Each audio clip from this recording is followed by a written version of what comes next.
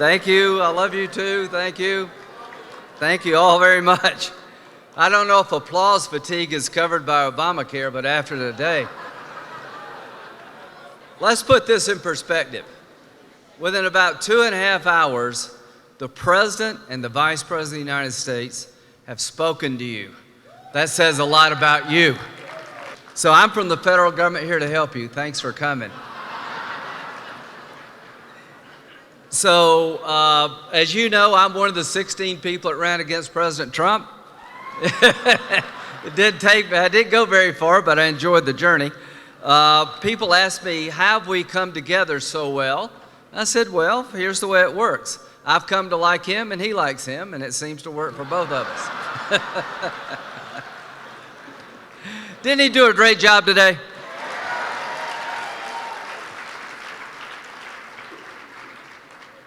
To those of you who have had this journey with the R.J.C. since the beginning, there were 4 people in the beginning, George Klein tells me, and I won't mention any names, but look how far you've come. Isn't this the most amazing thing in American politics?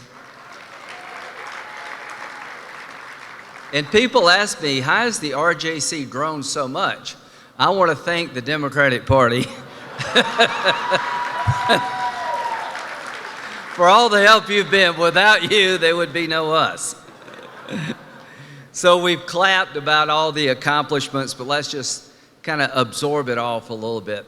So if you told me 2 years ago that by now the embassy would be moved to Jerusalem and the Golan Heights would be part of Israel, I'd want to know what you were smoking. How did all this happen? Trump just does what he says he'll do. What can I tell you? What can I tell you? And to all the people who've got a problem with the capital of Israel being Jerusalem, take it up with God. He did it, not me.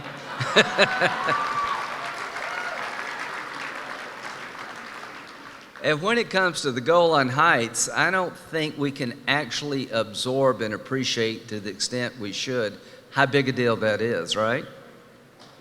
How many of you have been to the Golan? Okay. That doesn't happen a lot back home when I ask that question. So, seeing is believing, right? So this was a historic moment to recognize the Golan as part of Israel. They never have to worry again about that border being broken.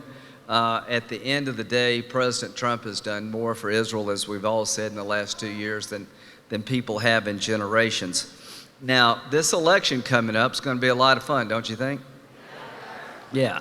So when you think about all the things we've done, he's done with Republican and mostly Republican help, unfortunately, he's going to have a good story to tell. Remember when he said in 2016, what do you have to lose?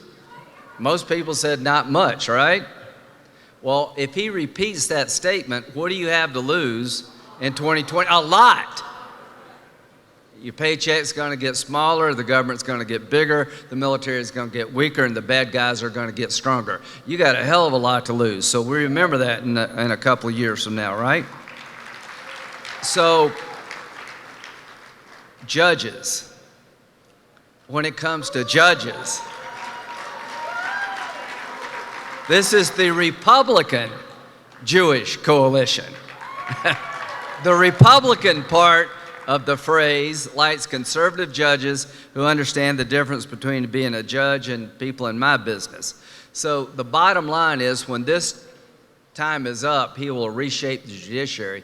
More circuit court nominations than any president in history already.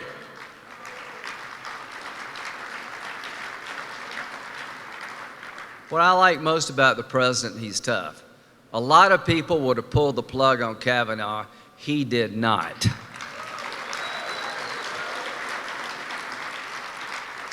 I've been in this business for well over 20 years now, and I never dreamed I would see what I saw in the committee.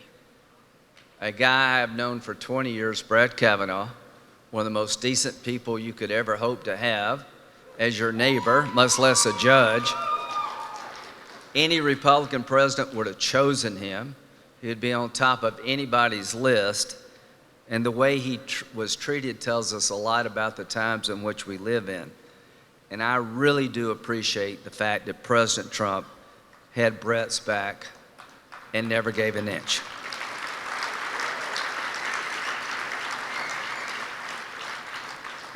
So I'm going to talk about the next big thing. You ready for the next big thing? So we've done the embassy thing. We've done the Golan thing. So we're fighting the BDS thing. But here's the next big thing. And I'm working on it as we speak. What if the United States told anybody and everybody in the world that wanted to destroy Israel that an attack against Israel would be considered an attack against the United States?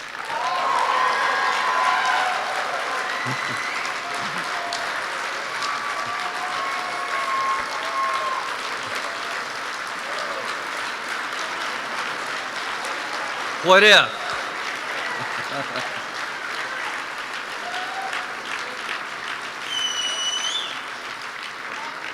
What if you were the Ayatollah, which clearly none of you are going to be good candidates for that job,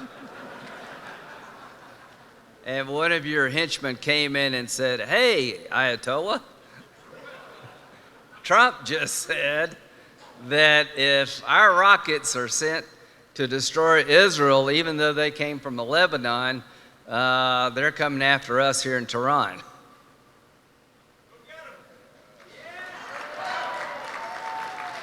If you wanted to change the calculation for all the enemies of Israel, you would put this on the table. Now, how many of you believe NATO's been a good deal for America? I do. I believe it's been a great deal for America. Friends are good. How many of you believe that Israel's been a good deal for America? Name one country that provides better intelligence to the United States about common enemies than the state of Israel. Nobody. Israel is our eyes and ears in the most troubled part of the world. Name an enemy of Israel that's not an enemy of us. The one democracy in the entire region. We have every reason in the world as Americans to want Israel to survive, be secure, and prosperous because it's in our national security interest.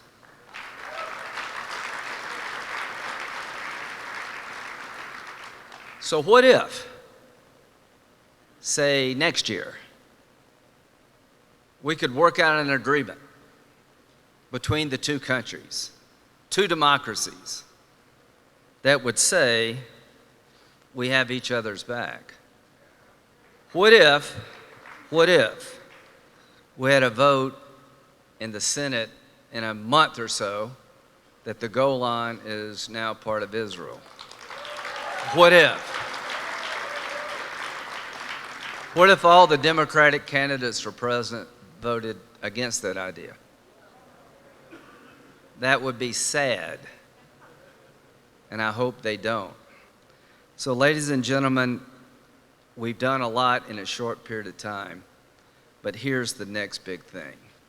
It's time for the United States to let the world know that this relationship between the United States and Israel is important to us. And if it's your goal to destroy the one and only Jewish state, you have to come through us to get them.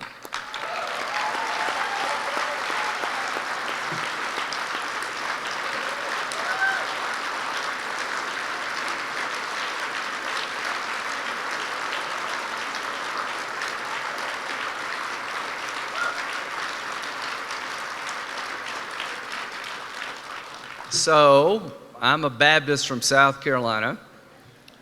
Like many of you, I'm taught from a young age to feel guilty about a lot of things. We're all working through it. The Democratic Party, if this Green New Deal comes into being, every day will be Shabbat, because There'll be no planes, cars, or anything. So the vice president's going to speak in a second, but the next guy speaking is my neighbor from Georgia. And let me tell you a little bit about this relationship. The Republican-Jewish coalition has the president and the vice president speaking, and that tells you all you need to know about you regarding the Republican Party.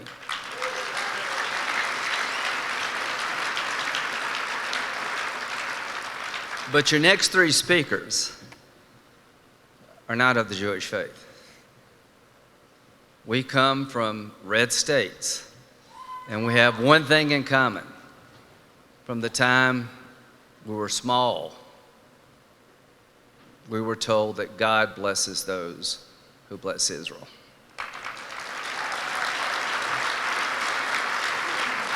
The foundation of the U.S.-Israel relationship is not just the American Jewish community.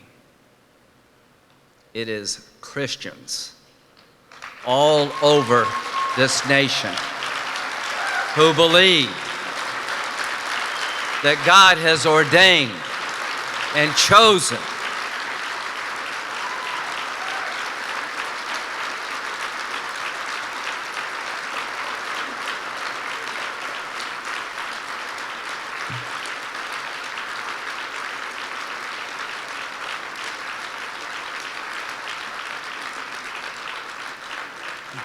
good enough for God, good enough for me.